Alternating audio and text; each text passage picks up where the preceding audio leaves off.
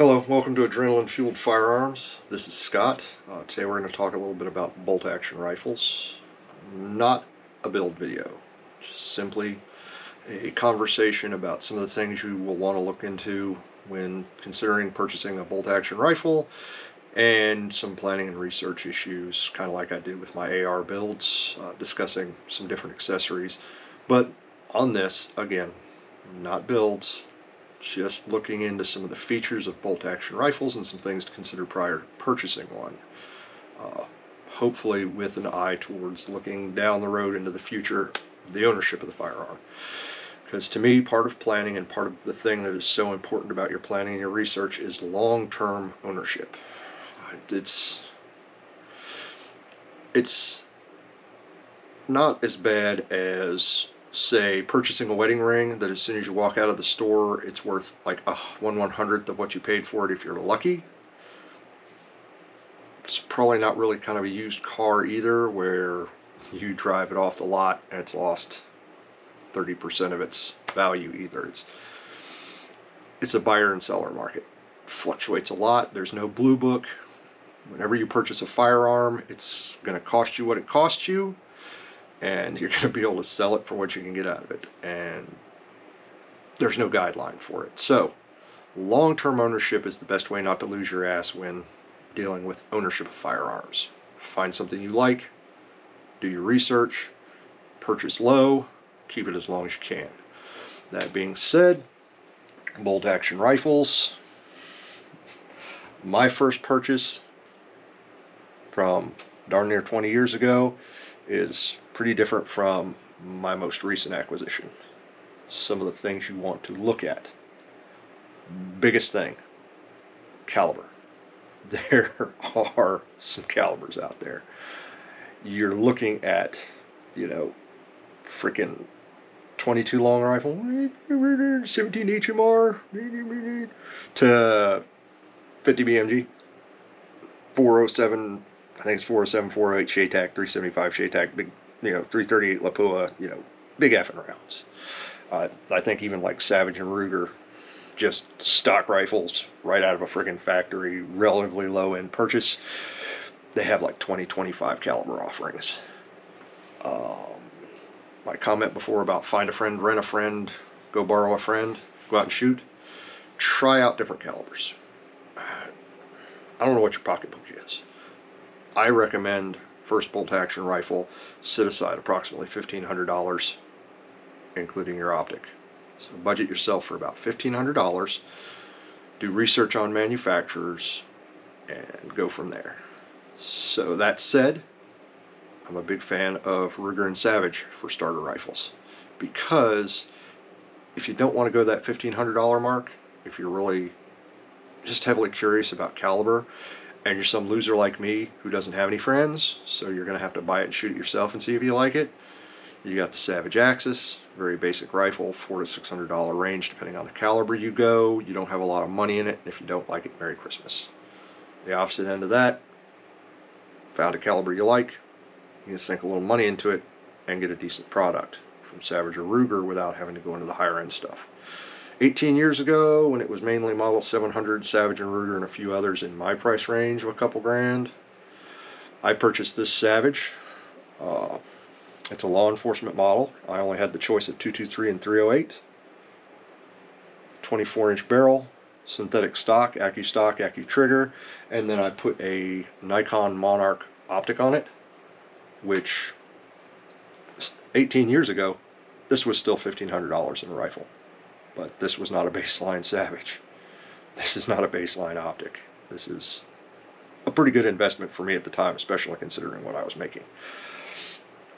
Now we fast forward a few years, we're looking at way more chamberings available, way more options, way more companies, way more aftermarket barrel options, way more add-ons and bits and pieces and toys. In the last 20 years, the firearms industry has come a long way on bits and pieces and toys for darn near everything. There's a lot more options for optics, a lot more options for firearms, options for aftermarket barrels, options if you are so inclined to build your own from scratch, but it is a much more involved issue than an AR. That said, there is the possibility within the industry, even from a relatively baseline rifle, to have a rifle which will allow you to change your chambering later on. This is Savage. This is because they have a barrel nut, kind of like your ARs do.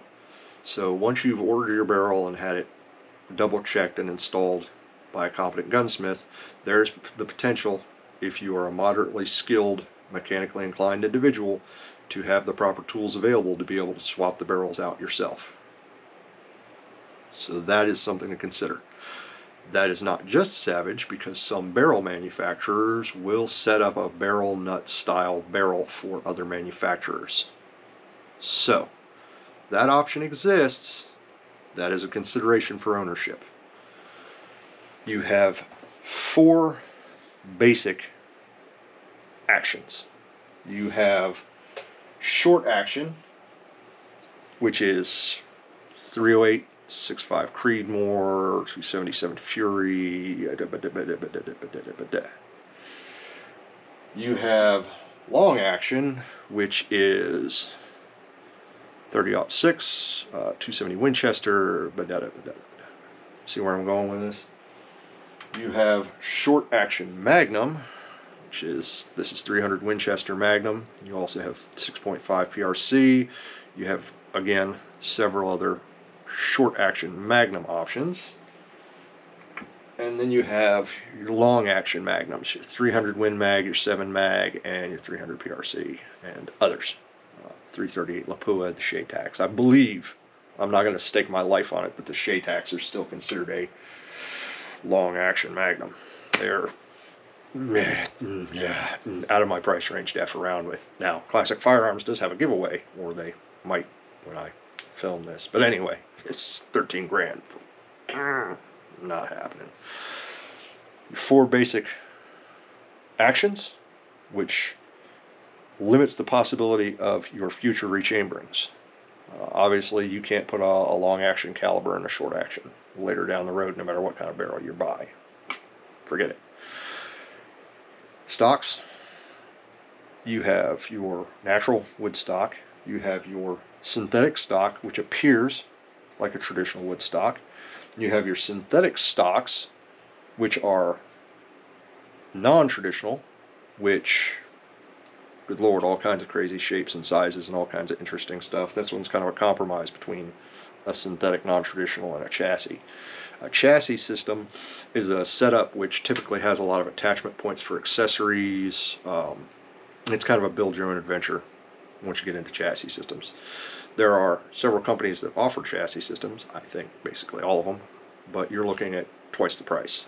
I don't think there is a chassis system out there in that $1,500 I talked about before you get into an optic.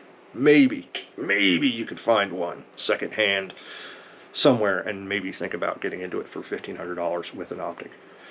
Good luck to you. Optics, that said, optics are a consideration. So there's a lot of tons of research in your optics. This is a 6 to 24 and this is a 6 to 12, or excuse me, 4 to 16. This is a 4 to 16 Buckmasters from SIG. Just put it on today. Your mounts, this is a pick rail, and these are scope mount, period, end of story. I mean, these are specific to the rifle type, specifically a scope mount. There's no other accessory that's going to slam in that except maybe like a flashlight. You also have your ammunition feeding to consider when looking at your chassis stock style that you do. Hinged floor plate, top feed, so you can only load the ammo from the top. Hinged floor plate, you can exit the ammo from the bottom. Hinged floor plate, you're still going in from the top. Flush mount magazines, removable detachable box mag, which is typically either the manufacturer's style, which is this one, that will fit flush, and then you have the AICS or Accuracy International style, which is this, the 5-round 6.5 Creedmoor, and as you can see, it will protrude below that. I'm not going to put the magazines in them because I don't feel like getting a strike. Just believe me, that one hangs out below the firearm. There are other smaller, call them range brands, that have bottom metal that you can replace and their own proprietary magazine, you need to consider that. Will your stock have adjustable length of pull, adjustable cheek rest, a lot of other options. A lot of the non-traditionals give you a lot of adjustability. Barrel length, you need to look at your barrel lengths when you consider caliber. And then trigger style. Is the trigger an adjustable? Is it curved? Is it flat? Is it zigzagged? For the right money, I'm sure you can get a zigzag trigger. It might not be good to shoot with, but you can probably get one. So those are the primary considerations in my mind when you look at moving forward into purchasing your first bolt-action rifle. Plan and research now with an eye to the future for long-term ownership. Figure out all your variables and try to not go beyond your budget. Get something you like, keep it for 20 or 40 years. Pass it on to your kids. Whatever works for you, man. This has been Scott with Adrenaline Fueled Firearms. I hope you enjoyed this video. I hope you'll like and subscribe. And even if you don't like and subscribe, come back for more videos. Maybe you'll find one you like. Have a great day.